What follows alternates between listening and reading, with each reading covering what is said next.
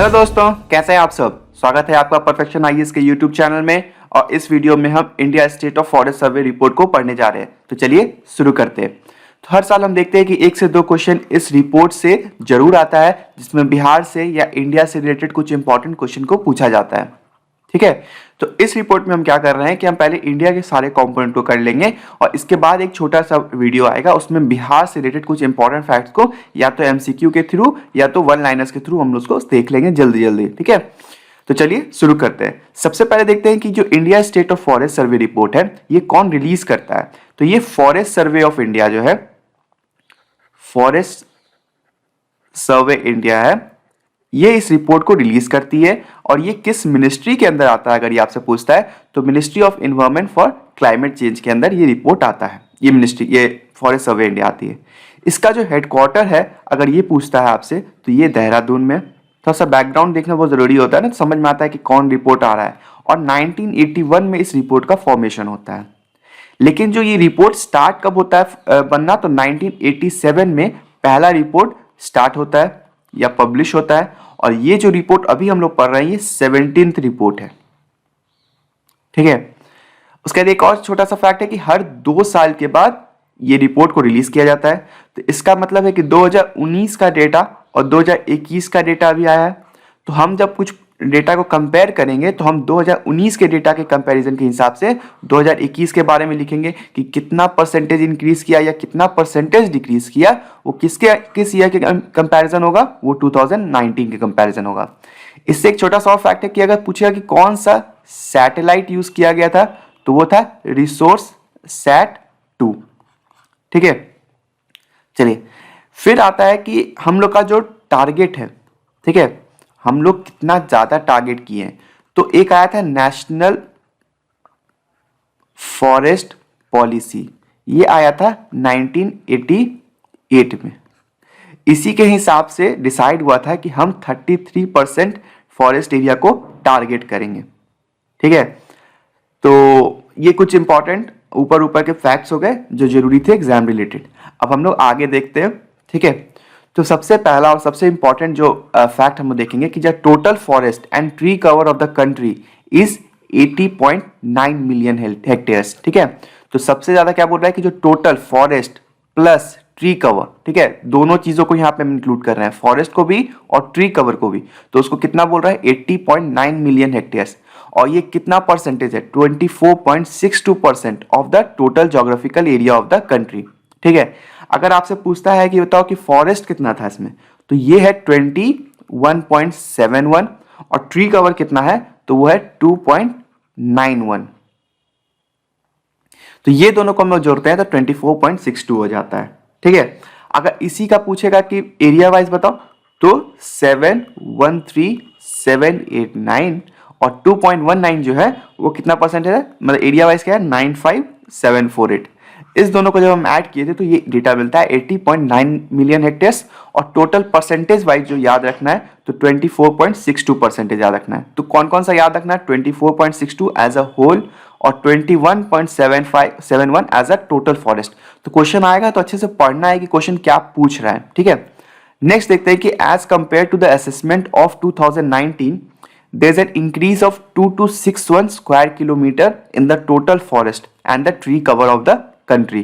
मतलब 2019 का कंपैरिजन में कितना फॉरेस्ट इंक्रीज हुआ, तो वो हुआ 2261 square kilometre in the total forest and tree cover of the country.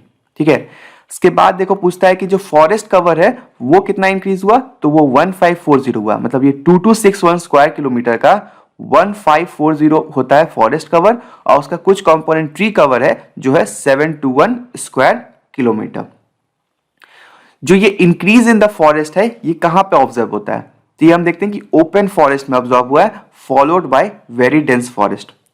अब देखो ना, यहां पे ना कुछ टर्म्स यूज होते हैं जैसे कि वेरी डेंस फॉरेस्ट, ठीक है, moderately dense forest, open forest या स्क्रब।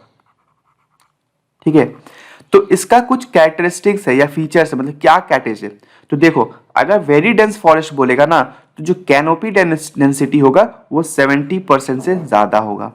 अगर मॉडरेटली डेंस बोलेगा तो 40 to 70% कैनोपी डेंसिटी होगा। और ओपन बोलेगा तो 10 to 40% होगा। स्क्रब का तो यहाँ पे रूल नहीं है, लेकिन उसका अगर पता होना चाहिए तो वो क्या है, 10% से लेस। देखो ये जो पेड़ है मान लो, और इसका अगर ये कैनोपी है, तो ये जो कैनोपी का डेंसिटी होगा वो 70% से ज़्यादा होना चाहिए 1 हेक्टेयर ऑफ लैंड में, तब हम उसको वेरी डेंस बोलेंगे। 40 to 70% होगा तो हम मॉडरेटली डेंस बोलेंगे, और 10 to 40% होगा तो ओपन फॉरेस्ट बोलेंगे। तो इसी चीज को ये बता रहा है कि increased in forest cover has been observed in open forest followed by very dense forest. अब देखो कुछ इंपॉर्टेंट फैक्ट्स, यहां से ही एग्जाम रिलेटेड जो इंपॉर्टेंट फैक्ट्स है पूछे जा चुके हैं या पूछे जाएंगे। तो देखो सबसे पहला है कि top 3 states showing an increase in forest cover. तो 3 स्टेट्स जहां पे फॉरेस्ट कवर इंक्रीज हुआ, तो सबसे पहले आंध्र प्रदेश, उसके बाद तेलंगाना और उसके बाद उड़ीसा। तो नंबर 1 पे इंक्रीज इन फॉरेस्ट एरिया में आंध्र प्रदेश, तेलंगाना और उड़ीसा। ठीक है, क्लियर है। अगर हम देखते हैं कि एरिया वाइज सबसे ज्यादा फॉरेस्ट कहाँ पे है, तो Madhya Pradesh, followed by Arunachal Pradesh, third Chhattisgarh, fourth Orissa और फिफ्थ महाराष्ट्र। ये क्या बोल रहा है, एरिया वाइज सबसे ज्यादा फॉरेस्ट कवर कहाँ पे है, तो मध्य प्रदेश में है। नेक्स्ट देखते हैं, in terms of forest area as a percentage of total geographical area. मतलब कि जो फॉरेस्ट कवर है उसके परसेंटेज, उसके टोटल ज्योग्राफिकल एरिया से अगर हम देखें तो टॉप 5 स्टेट में आता है। सबसे पहला है मिजोरम, दूसरा है अरुणाचल प्रदेश, तीसरा है मेघालय, फोर्थ है मणिपुर और फिफ्थ है नागालैंड। ये परसेंटेज वाइज बोल रहा है ज्योग्राफिकल एरिया के, ये एरिया वाइज बोल रहा है। ये हम लोग जो पढ़े वो इंक्रीज कितना हुआ सबसे ज्यादा, मतलब 2 साल में सबसे ज्यादा फॉरेस्ट कहाँ पे इंक्रीज हुआ। ठीक है, तीनों क्लियर। नेक्स्ट ये कहता है कि state with lowest forest cover by area, मतलब कि सबसे ज्यादा तो हम देखिए, सबसे कम अगर पूछेगा फॉरेस्ट कहाँ है तो वो है हरियाणा, उसके बाद पंजाब और उसके बाद गोवा। उसी तरीका से देखते हैं कि state with maximum loss in forest cover, मतलब सबसे ज्यादा लॉस कहाँ पे हुआ, तो वो हो रहा है अरुणाचल प्रदेश में। हाँ, अरुणाचल प्रदेश में ही सबसे ज्यादा लॉस हुआ है, फिर मणिपुर में, फिर नागालैंड में। तो इसका कारण जैसे कि लैंडस्लाइड कहा जाता है, शिफ्टिंग एग्रीकल्चर कहा जाता है और झूम कल्टीवेशन कहा जाता है, कुछ डेवलपमेंट एक्टिविटीज भी हो रहे हैं। ठीक है, तो मैक्सिमम लॉस अगर पूछेगा तो वो कहाँ पे है, अरुणाचल प्रदेश में, उसके बाद मणिपुर और फिर नागालैंड। ये इसमें से देखो क्वेश्चन पूछ चुका है पहले बीपीएससी, ठीक है, इसलिए मैंने डाला। तो देखो अगर पूछता है कि वेरी डेंस फॉरेस्ट, हमने पढ़ा था ना कि कैनोपी डेंसिटी 70% से ज्यादा, तो वेरी डेंस फॉरेस्ट कैटेगरी में आता है। तो वेरी डेंस फॉरेस्ट में कितना है, तो वो है Arunachal Pradesh. Moderately dense forest बोलेगा तो मध्य प्रदेश, और ओपन फॉरेस्ट बोलेगा तो मध्य प्रदेश। तो एक बस याद रखना अरुणाचल प्रदेश, बाकी दोनों डेटा किसका है, मध्य प्रदेश और मध्य प्रदेश। अच्छा, हम लोग ने जो टोटल डेटा पढ़ा ना 21.7% फॉरेस्ट कवर है ना, अगर इससे वीडीएफ पूछता है कि वेरी डेंस फॉरेस्ट का परसेंटेज कितना था, तो वो था 3.04। अगर एमडीएफ का पूछता है कि कितना था, तो वो था 9.33, और अगर ओपन फॉरेस्ट का पूछता है तो वो था 9.34। ठीक है, तो इसी को जब हम ऐड करते हैं तो हमें मिल जाता है 21.71%। ठीक है,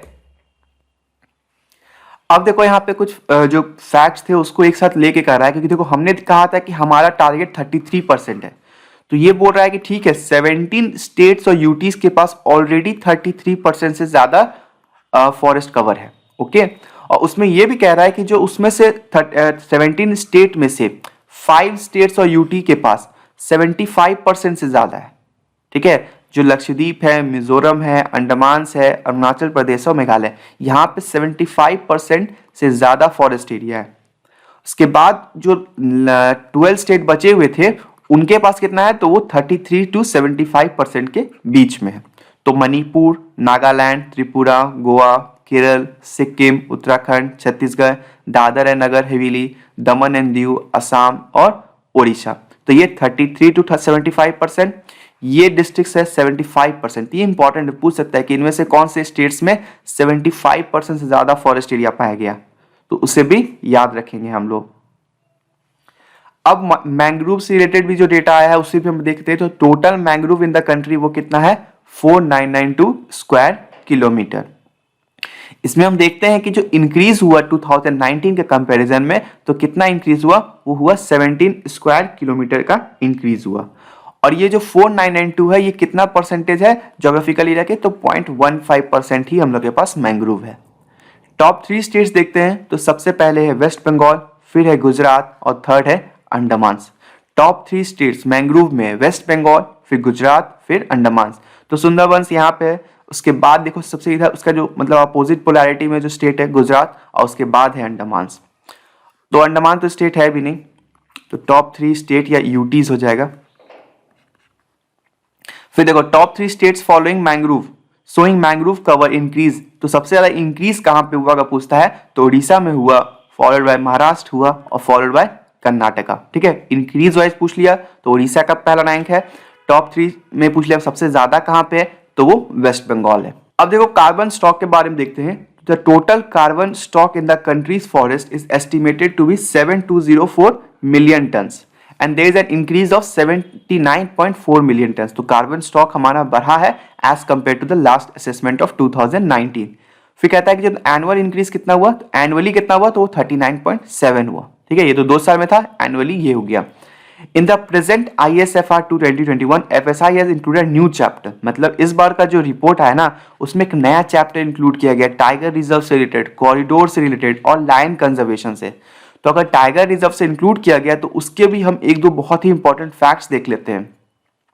तो सबसे इंपॉर्टेंट फैक्ट है कि जो largest forest area in terms of area वो है 2932.95 स्क्वायर किलोमीटर के साथ आंध्र प्रदेश का एक टाइगर रिजर्व है जिसको कहते हैं नागार्जुन सागर श्रीशैलम टाइगर रिजर्व।